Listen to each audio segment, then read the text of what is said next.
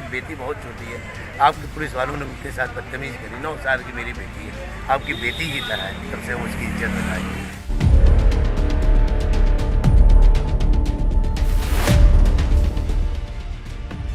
UP के कानपुर शहर की सीसामऊ विधानसभा सीट से समाजवादी पार्टी के विधायक इरफान सोलंकी एक नई मुसीबत में फंस गए हैं।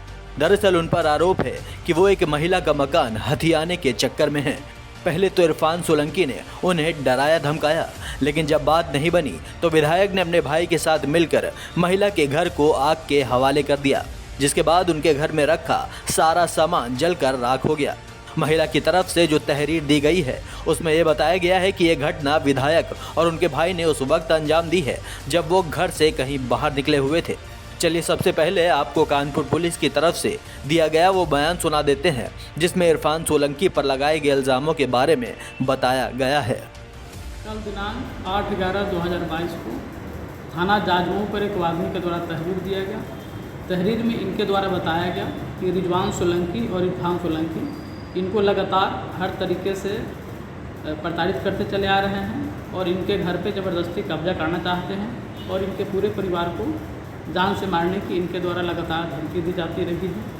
ये लोग इनको फर्जी मुकदमे में फंसाना चाहते हैं और ये लोग जब 7/11/2022 को अपने घर पे नहीं थे तो शाम के समय लगभग 8 बजे इनके घर में आग लगा दी, जिसके चलते इनके घर में रखे हुए जो सामान थे वो जलकर खाक हो गए। और इनका ये पूरा जो मकसद है इसलिए ताकि ये लोग यहाँ से अपना घर छोड़कर चले जाए और ये लोग जो है उस जगह पे अवैध रूप से कब्जा कर सकें। इस संबंध में जो तहरीर उनके द्वारा दी गई है उसमें 2 नामजद और कुछ लोग अज्ञात में हैं। जो नामजद अभियुक्त हैं जिनका नाम रिजवान सोलंकी और इरफान सोलंकी है, इनके गिरफ्तारी के लिए टीमें लगा दी गई है और जो अज्ञात लोग हैं उनकी शिनाख्त के लिए आसपास के CCTV कैमरे और सर्कमस्टेंशियल एविडेंस को देखा जा रहा है। उनके ऊपर भी जो हम पहचान करके उनकी भी गिरफ्तारी करेंगे और इस पूरे प्रकरण में थाना जाजमऊ के 436 एवं अन्य सुसंगत धारा में मुकदमा पंजीकृत कर लिया गया है और इसमें अग्रिम विधिक कार्रवाई सुनिश्चित करेंगे। आपको बता दें कि महिला के आरोपों के बाद इरफान और उनके भाई रिजवान पर FIR दर्ज कर ली गई है। इसके अलावा उनकी गिरफ्तारी के लिए पुलिस को भी लगा दिया गया है, लेकिन गिरफ्तारी का आदेश निकलते ही इरफान दौड़े दौड़े लखनऊ चले आए। उन्होंने विधानसभा अध्यक्ष सतीश महाना से मुलाकात की और मामले पर हस्तक्षेप करने के साथ ही प्रकरण पर न्याय की मांग भी की है।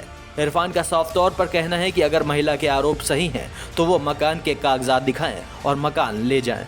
इतना ही नहीं, इरफान सोलंकी ने यह भी बताया कि कानपुर पुलिस उनके साथ बुरा बर्ताव पेश कर रही है।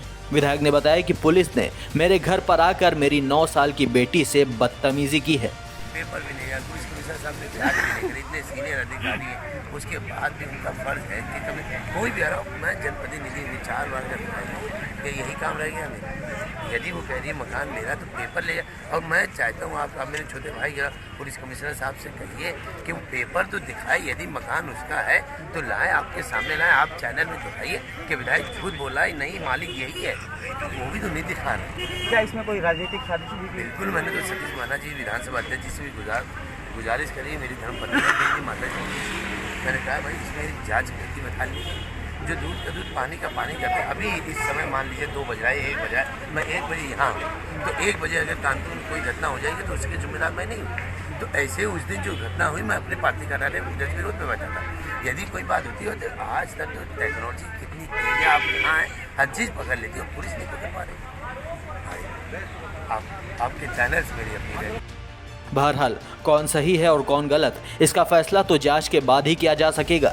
लेकिन अभी फिलहाल इरफान सोलंकी पर जो संगीन आरोप लगाए गए हैं उसे देखते हुए तो यही लगता है कि उन पर गिरफ्तारी की तलवार लटक चुकी है और अगर जांच में वो दोषी पाए जाते हैं तो उनकी विधायकी जाएगी वो अलग, और उन्होंने कानपुर और बाकी जगहों पर अपनी सल्तनत जो खड़ी करी है उस पर बाबा का बुलडोजर चलेगा सो अलग। मैं साथ में पुलिस कमिश्नर साहब से ये अनुरोध भी करता हूँ, वो महिला जो इल्जाम लगा रही मेरे ऊपर, मेरे भाई के ऊपर कि हमने उनका मकान जला दिया, कम से कम उसको बुलाइए और उसके पेपर तो मंगाइए।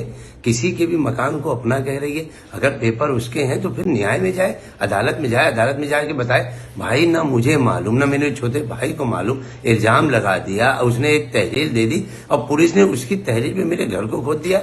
पुलिस कमिश्नर साहब अब बहुत सीनियर पुलिस अधिकारी हैं, कानपुर में सबसे सीनियर आप हैं। मैं माना जी से भी यही गुजारिश करूंगा कि इसकी एक कमेटी बनाइए और दूध का दूध पानी का पानी होना चाहिए। ये मेरी छवि को, मेरे वालिद की छवि को बदनाम करने की कोशिश कर रही है।